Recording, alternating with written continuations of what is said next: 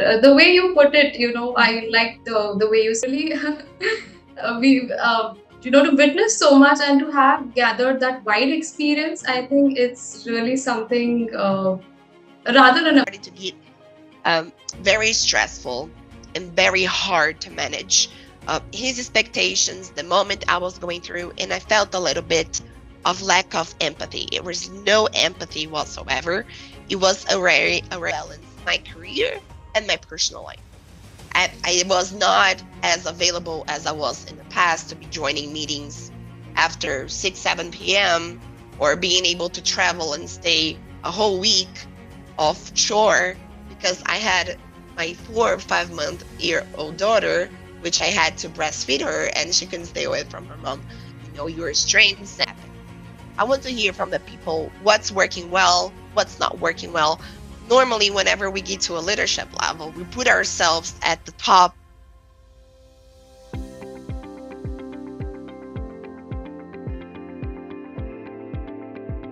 Hello and welcome to CIO News. I am Simran Shivalkar, a journalist at CIO News and your host for today. This session is being recorded. It will be available on our website cionews.co.in, our YouTube channel CIO News, and our LinkedIn handle as well. This is an exclusive series called Women in Tech, and today we have with us Ms. Danielli Lucchesi. She is an accomplished IT leader with about 17 years of remarkable experience. I'm thrilled to take this conversation with her and also to hear some valuable insights. With her expertise in ERPs and complex ecosystems architecture across multiple industries, she has led transformative initiatives as Latin American corporate IT leader and director of digital transformation in EMEA. Now serving as CIO of Service Operations Intercontinental and Latin American, Danielli continues to drive innovation and optimization in the IT ecosystems. Danielli, thank you once again for doing this with us. It's really been a pleasure to have you with us. Thank you very much for having me. Thanks for the invite. I feel honored, and hopefully I'll be able to share some valuable insights. Thank you very much for having me, Tony. Absolutely, and we are looking forward to hear from you. So, Danieli, like I just, like we discussed, a remarkable experience of 17 years in this domain. How does it feel? If you could just share with us a bit about your journey. Yes, absolutely. It feels like ran by too fast, right? It doesn't feel like 17 years. Well, it's insane. Things have changed, and technology is evolving. And even though you may be a very good specialist on something, you have to keep up on learning, understanding the new technologies, the new trends, understanding the needs of your business, of your segments, because evolves along with the technology. So it's a never-ending story of getting up to speed and catching up. So I feel like in the past 17 years, the more you felt like you were getting some seniority and that you were dominating the space, you still had somehow to adapt and learn from the market, from your customers, from the business. So it's been a very long and interesting adventure in the past 17 years. And as you mentioned, I started off in this career mainly driving ERP. So I have a very technical background from the very beginning. So I started as a consultant, ended up being a architecture leader, mainly working with ERPs and local systems. And eventually, once I joined GE and the corporate world, I needed to start understanding and embracing a little bit of the business itself, the different platforms, the ecosystems, how the solution and the process interacts with each other. So it was not only purely domain expertise oriented to technical aspects of IT. I had to actually embrace the process, understand where were the opportunities in order to optimize the systems, in order to drive change, in order to drive efficiency. So the more and more you start to dig in, the more you realize that, oh my gosh, I really don't know that much, right? So that's when, the discovery phase and the fun part starts. You need to make sure you connect with your stakeholders. You need to make sure that from finances teams, commercial teams, operational teams, you combine all the different pieces of the puzzle in order to have a full holistic view of the business. And then eventually, once you get started on strategic roles, you do have a full visibility wing to wing, and you know exactly how to define the strategy, the roadmap, where it has to be a priority, where do you have to invest resources, workforce, money. So I think in the past 11 to 12 years that I've been in GE, I was capable to navigate from different functional areas within IT. So I worked with ERP, then I worked with finance transformation. So basically with Hyperion, finance reporting, analytic tools. Then I started to work with the transformation, which is more towards digitalization of services and operational teams. So the teams in the field that needed to have a little bit more efficiency and productivity. And then it comes together with customer experience. So having this various experiences that I had in GE kind of drove me to a different career path from where I started. Awesome. And the way you put it, I like the way you said the fun part begins. I'm really, to witness so much and to have gathered that wide experience, I think it's really something rather than more than an accomplishment. And when you say 17 years and a wide experience, has this always been a part of your plan? Has this always been a dream? Not at all. So when I grew up, I was certain that I wanted to be a lawyer, and I wanted to be specifically into the criminal law space. Oh. So I went to the U.S. I wanted to study abroad to actually embrace the language, and I got scholarship, and I started. And I actually studied criminal justice for 6 months in US. But while that was happening, I managed to come visit my parents in Brazil. And my dad asked me if I was interested to build a smaller company, like an individual contributor company, to start translating some materials like user training, user guides. And I was studying. This is something I could do remotely, right? I didn't necessarily need to be here. I was an actually student in US. I needed to raise some money. So I decided to give it a shot, and why not? So me and my best friend, who was also a foreign exchange student and a Brazilian, we built a small company to start translating materials. And it ended up that these materials that we were translating on a regular basis, and we were doing that for about 6 to 7 months, was user guides from Oracle, the company Oracle. So we were translating material, and I started to see all of those elements of, systems and Java and different modules and how it interacts and interfaces and tables and code IDs. I was like, oh my gosh, this is so interesting. And I was already feeling a little bit bored on the criminal justice course.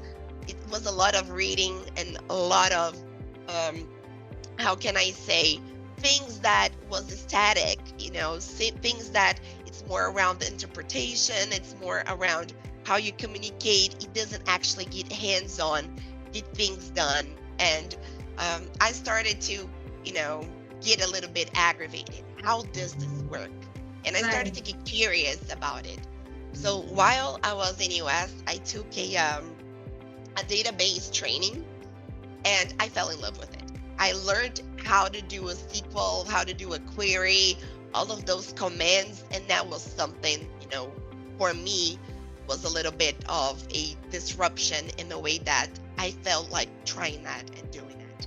So that's when I decided to come back to Brazil and just try to see if I could get a job as a trainee or something while I was investing in trainings and learnings in academies. So that's how I started. And the fun fact is that my first project as a trainee was a very, very complex and large project. And when I first entered the project room, they thought I was an intern or a secretary. And then I announced myself, I introduced myself to them, and they were like, how come you're gonna be, we're training you? I mean, you are 19 Right. years old, right? And you're a woman, Exactly. and we didn't know about this. So they were like, oh my gosh, what are we gonna do with her? And it was a very large program, as I mentioned, and they actually tried to avoid as much as they could, investing time in me until the moment that I told them, hey, you guys are paying me here, and I was supposed to be learning and helping. But if you want to continue to pay me and I just send emails and print stuff out of the printer, that's pretty comfortable, but it will get to a period where I'm going to get bored and I'm going to try to find something else. So that's when they realized that, okay, we need to keep her busy. We need to start, providing and investing some time with her, because otherwise we do have a person here we're underestimating, or eventually we're not optimizing her time towards things that could be functional or could be benefiting us. And that's when the whole thing started. And ever since, I've been working in IT. So I never stopped. I actually got my education in IT, my post-graduation, and my master's in international business. And here you are today. I'm sorry? And look at the look at the years that have been passed, and look at the Exactly. things that have just Yes. come along the way. Um, Yes. like they say, the way, maybe it was just this is something I think you were really meant to be doing. Yeah. And on those lines, now that we speak, when we talk about women in tech, when we talk about women in leadership role, there is a conversation, there's a dialogue. Not a lot of women are a part of this sector, especially when it comes to as you climb the ladder, when you go to the corporate level, when you enter the leadership space.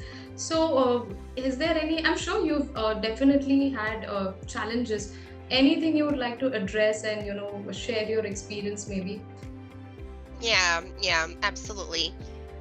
I think there were several moments throughout my career that, as I just mentioned, right, you either feel underestimated, rather because you're too young, or because you're a woman, or because you're Latin, and there's a mix of things that typically comes across as the challenge. I think the most challenging period Yes. of my career as a woman in technology was during my pregnancy and the first, I'll say, 2 years of maternity. And I will elaborate on that. I think it all started during my pregnancy. I had a very delicate pregnancy during the time, and 6 weeks before my daughter was born, I almost had a premature labor, and I had to stop all of the travelings and driving, and the doctor prescribed me to be working remotely. Well, I work with IT, right? And back then it was not a common practice. We know that the hybrid and the remote actually excelled during the pandemic, but back then that was the only opportunity I had to continue to work while still taking care of me and my daughter. So during that moment, 6 weeks before I actually went to labor, we started to have a very, very challenging environment with my direct manager.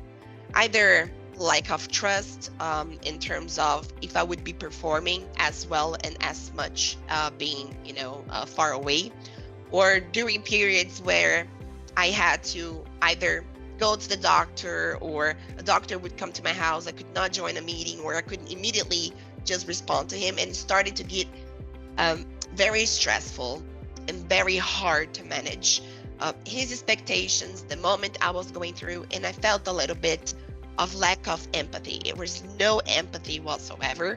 It was already almost a miscarriage, and he was not looking at me as a human, right? Regardless if it's a man or a woman, I think health comes first, right? There's Right. no way you can replace your life. And regardless of your situation, I think the first thing, whenever I look at some of my contributors, some of my employees, I look at them first as humans, then second as employees, and then very last, when needed, as numbers, right? Because that makes part of the leadership role. But I felt um, very frustrated in the past, and I had to make the tough decision, right? Whether or not I was going to continue, or if I was going to prioritize my pregnancy, my daughter, and my health. So that was the best decision I had taken in the past. So back then I was a contractor. I was not a direct employee, and I decided to leave 4 weeks a month before my daughter was born.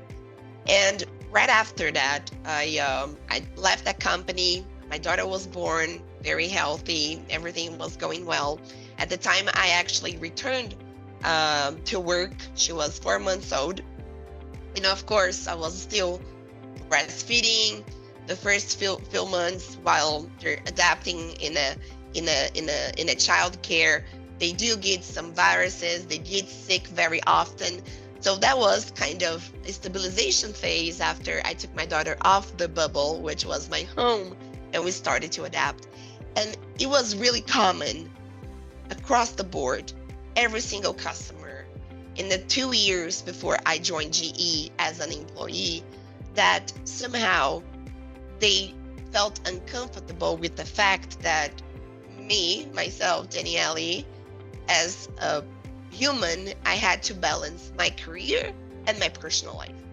I was not as available as I was in the past to be joining meetings after 6, 7 p.m.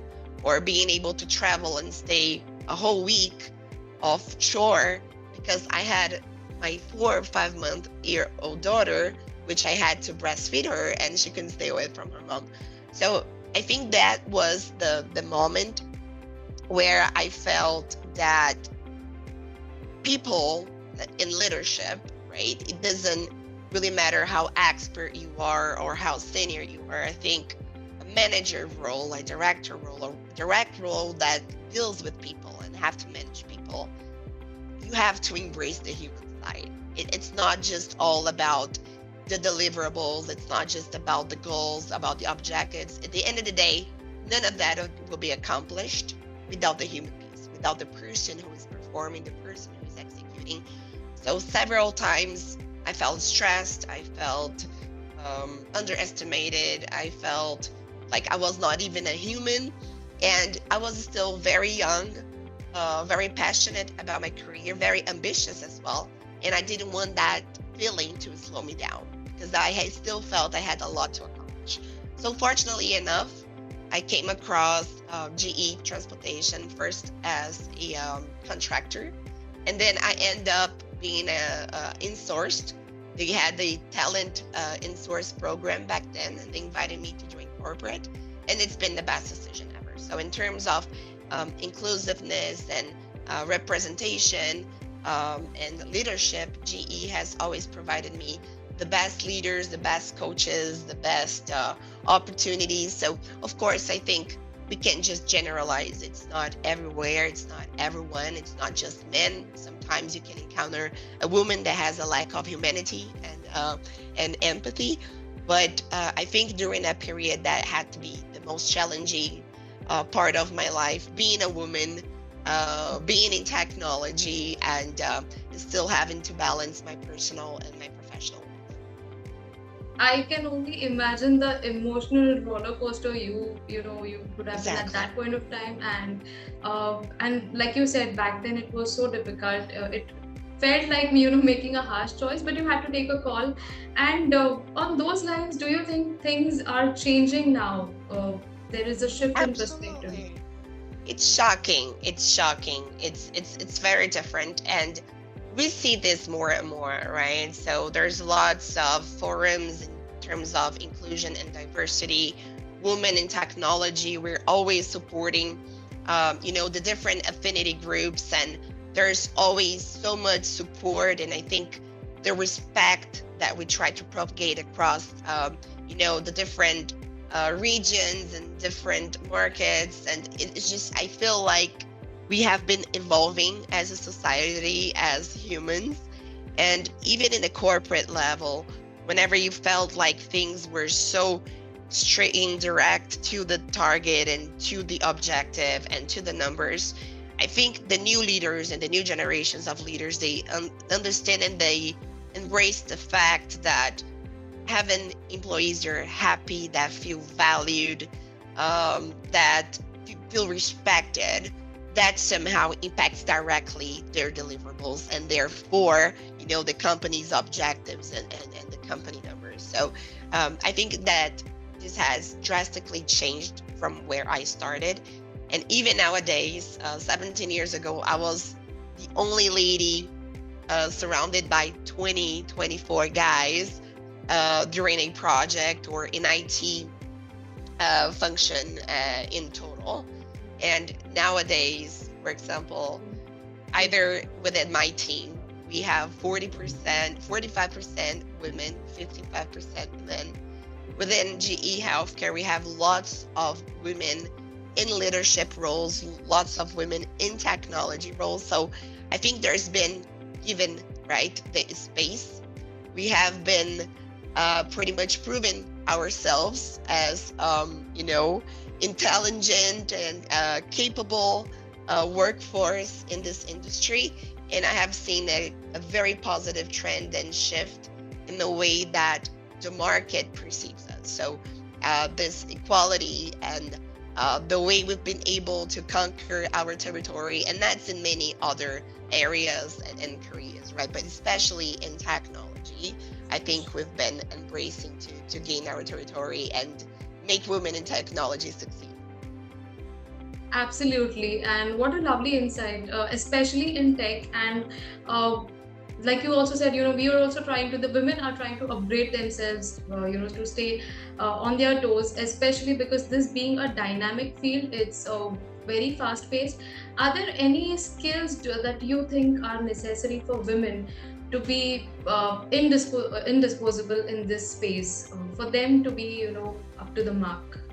Definitely, there's got to be a lot of investment in learning, right? Mm-hmm. And investment doesn't necessarily mean, money, but time. There's several free online courses nowadays that you can take, and for sure, technology requires understanding, and it requires some technical foundations to actually perform the work. So you can be just very curious and start doing like a self-lecture yourself, or you can just take several different courses. There are many different IT days. You can either go and take a certification to be a project manager. You can try to have a little bit more of depth and do AI or digitalization, digital transformation. There's so many omni-channel e-commerce. There's so many things happening nowadays, and many options that you have to serve this technology space.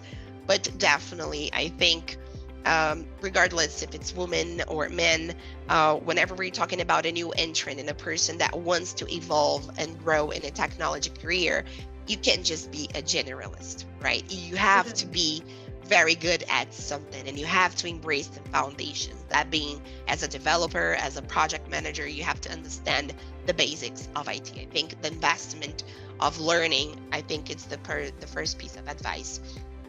And secondly, I think what it's very important to understand, it's what is actually your motivation. I've seen many great people that are great individual contributors. So people who get hands dirty and they do developments and they implement stuff and they come up with disruptive solution.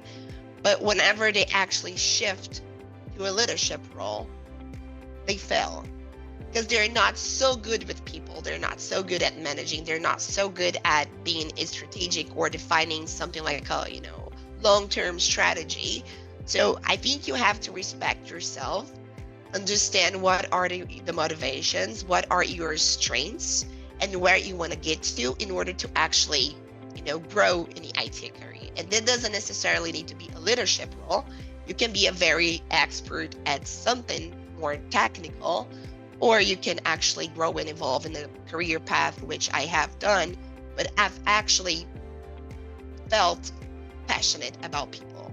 And I felt passionate about not only doing and getting things done, but actually planning, and understanding and talking to people and doing the Gamba and bottom up requirement and understanding how this is going to be aggregating value. So I actually felt that that was the right path for me, and that self-analysis, what was motivating me for the next step, was very important. So I think this is very important for anyone who wants to grow in the IT career.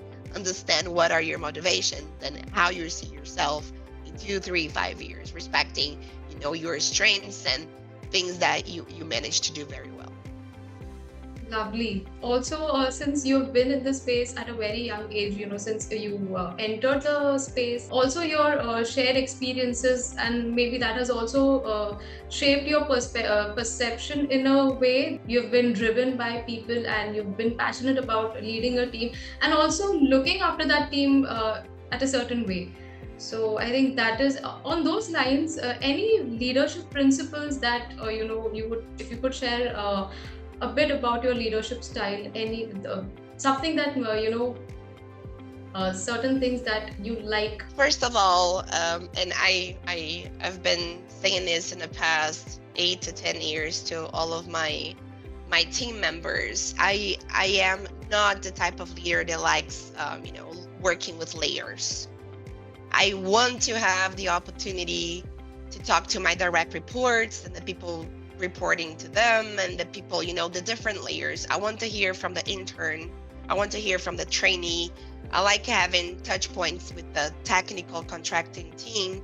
So I don't like working with layers. And that doesn't necessarily mean that I micromanage. I can't micromanage. I have such a large scope that if I micromanage, I don't do anything else. But in a way that I want to see who are the people out there in the ground making it happen. I want to hear from the people what's working well, what's not working well. Normally, whenever we get to a leadership level, we put ourselves at the top and we get blindfolded of what is happening down there. So I think that building this, elimination of layers kind of integrates the team in a way that they feel the collaboration, they feel more free to reach out to the colleague and to reach out to other people.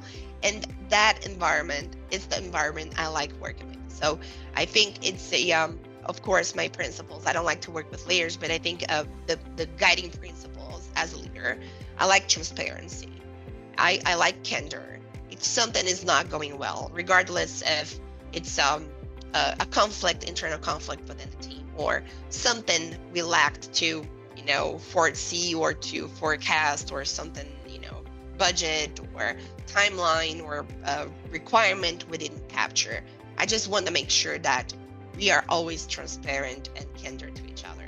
Second thing, respect, right? Regardless if you are a director, a manager, a coordinator, or an intern, everyone here has the same voice, has the same space. I want people to collaborate. I want them, at the end of the day, everyone has a different view of how we can troubleshoot and make solutions. And I like whenever there are opposite, feedbacks and people normally disagree to some ideas, because that way you can start, getting the best of the best people and embracing and contributing and making sure that we're capturing every single thing that is out there on the table. So I like to say the respect is basic for me. And regardless if you're in turn, we like to hear your idea, we like to hear your feedback, we like to hear how you're feeling.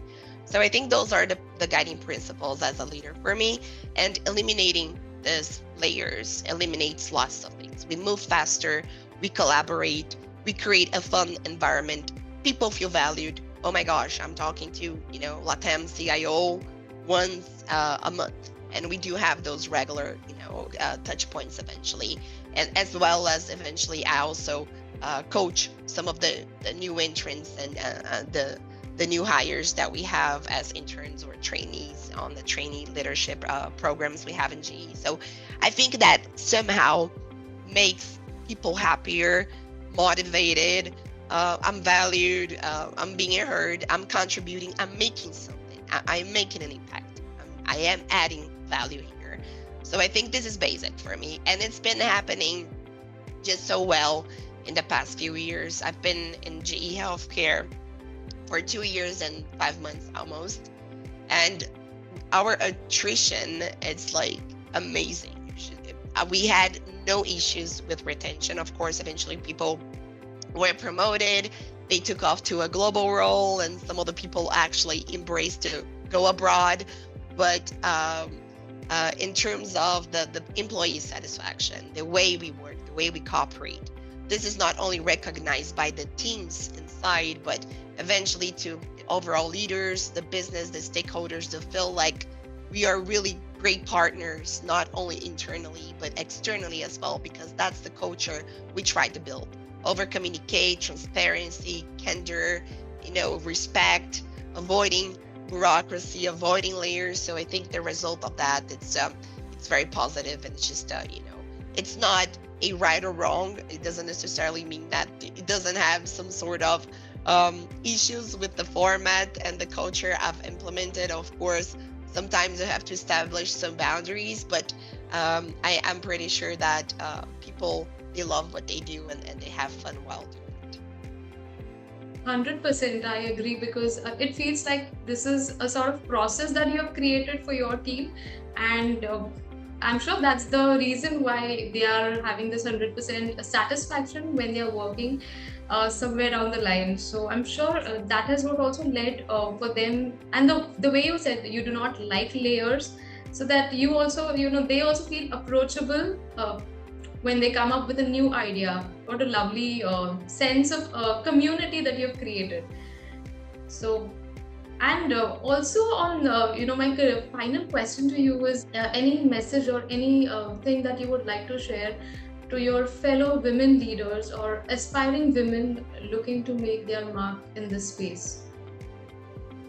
Yeah, maybe just a few thoughts, right? So I think the first thing I like to say and share is that we have to be vocal, right? We need to make it clear what we want, where we want to get. We need to, whenever we feel like we're not learning, we're not growing, we need to ask more. I constantly tell people from my team that I don't have the crystal ball, right? So identify, we see potential, we make plans for people, but eventually my plans may not be in sync to their plans. We don't know their personal lives, their personal aspirations, the moment they're going through, as much as we try to embrace and learn. But it's very important that you be vocal, right? And you be transparent, and you make sure that you verbalize what you're looking for, where you want to get, and eventually your leader will get you there. So I think that's very important. The second thing, and especially for women, right? We need to position ourselves.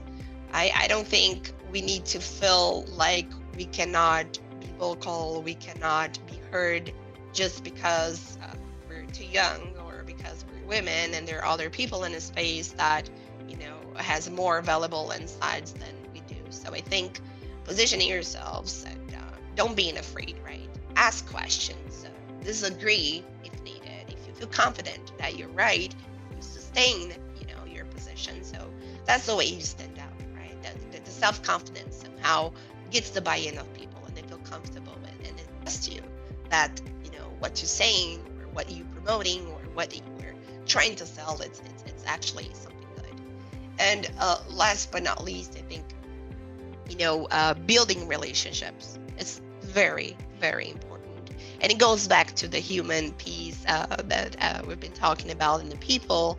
I think creating relationships, it's really important, and it's all around. It's your level down, your level up, and your peers. You building relationships will help you to build a circle of trust, and you help you to achieve things and think bigger, and you're going to have sponsors and people that trust you, that can talk on about you or on your behalf. And I think building relationships is extremely important, especially the people that has interest in growing a career and leadership roles. So I'm a big fan of people. I just appreciate so much that I have encountered, and I have had so many different direct leaders or sponsors or people that, somehow contributed to the person I am, to the professional I am. So nowadays, I still try to preserve as much as I can these relationships, and I think that's the beauty of the whole thing. What a lovely message that you have shared with us. And I'm sure this is not just applicable to women, this is applicable to everyone Exactly. coming in from every sector. And I really want to take a moment to thank you once again for agreeing to do this with us and joining this conversation, making it inspirational yet insightful, sharing your experiences. It was an honor and it was a pleasure to have this chat with you. Thank you very much for having me. Every time, I talk and I hear, I just feel like, there's so much we can just share across the board with the people that are starting now and our experiences. I think everything is just so valuable. And the more we can echo it and eventually motivate, inspire people, and just, drive some kind of comforting word, we're all together in this journey, right? So we go through similar challenges. So I think it's important that we communicate, we share, and it was a pleasure to meet you and share this panel with you. Thank you very much for the opportunity. Thank you so much as well. It's been a pleasure, like I said, and I personally look forward to having more such conversations with you. Absolutely. Thank you very much. Thank you. And with that, we will be concluding this meeting. Thank you once again, Daniel. Thank you. Bye-bye. Bye.